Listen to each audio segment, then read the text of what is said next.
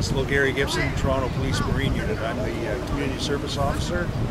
I'm involved in public information, public training, and public education, along with training our own people. On just a note on the drownings, 40% of the drownings on average were supervised by an adult. And basically what happens is, a lot of people think that that's a terrible stat, but what happens is you send somebody down to the water with your children and they can't swim a stroke or don't have any kind of life-saving experience, and next thing you know, that child disappears under the water, and that's what happens. It's very important, if you're going to go down to the water with your children, if you cannot swim, then make sure that you're wearing a life jacket or a personal flotation device, and your children are wearing that too.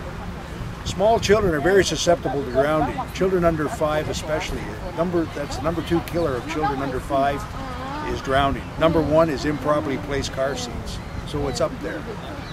Never ever leave your children out in the water unless they're more than an arm reach away from you. If they're in the water, you should be in the water. If you can't swim, you should have a life jacket or personal flotation device on, along with your children. Average 500 Canadians a year drown in Canada, and what I would suggest is don't go near the water alone. You know, if you trip and fall and break your arm or break your leg here, you can lay here a long time. Somebody will find you. You trip and fall and injure yourself in any way and you can't swim, your next stop is the bottom. So never go near water by yourself, or if you have to go near the water by yourself, make sure you're wearing a life jacket or a personal flotation device. One thing a lot of people don't realize, the majority of drownings, especially in Ontario last year, the majority of the drownings were males. Males between the ages of 15 to 40 years old on average. One thing you got to remember, especially around pools, most pools are not designed for diving. And that's where a lot of the injuries happen. People dive into the water, they hit their head, they can either knock themselves unconscious or injure themselves, and the same thing applies. If you cannot get your head back up to the surface, you might as well be standing on the moon without a spacesuit. And that's basically what happens. It's very critical to be aware that to do any kind of diving, even in a lake, make sure before you do that first dive, you check the bottom.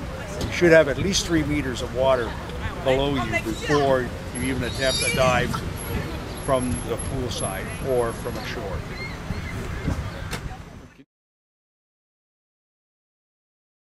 It's got the morning temperature of the water. It's got the latest E. coli count, the UV index. There's a little flag out here. This is for safety. It's the limit of the supervised swimming area. It says to swim between flags that look like that. Low hazard. Natural waterfront, light wind and waves.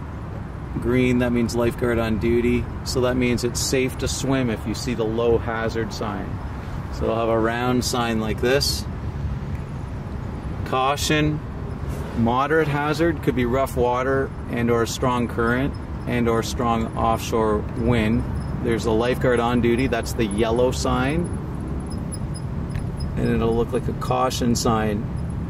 And then we got danger, high hazard, extreme wave action and or currents and or high E. coli levels, swimming not recommended. Lifeguard still on duty. And it's a red flag. So if you see that sign with a little swimmer, looks like a stop sign with a line through it, that means don't swim. It's a danger, it's high hazard. This sign is a caution, moderate hazard. Take extra precautions. And low hazard means there's low risk for swimmers. Always swim with a buddy. The limit of the supervised area is this sign.